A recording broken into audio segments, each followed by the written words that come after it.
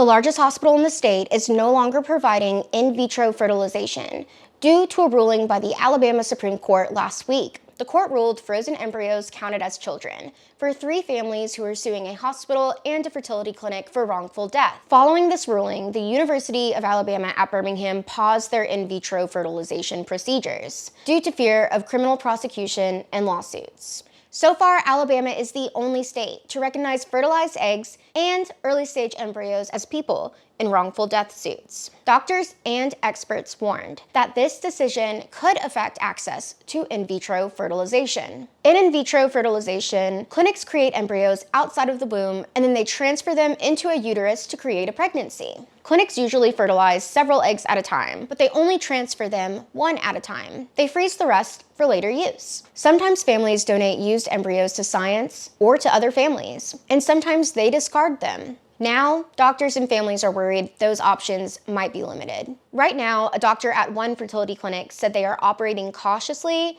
but as usual, in providing care for women in IVF. They'll probably have to wait and see how the ruling will affect them. It's not the first time the Alabama Supreme Court has tackled the issue of fetal personhood. Most notably, the court said in 2013 that fetuses were the same as children in cases where mothers exposed them to drug use in utero. That decision has led to at least 1,000 criminal cases in the state. If a similar flood of civil cases emerges in cases where embryos don't survive transfer or thawing, experts worry that IVF clinics will leave Alabama. Follow AL.com for more coverage. I'm Amanda Karamabadi.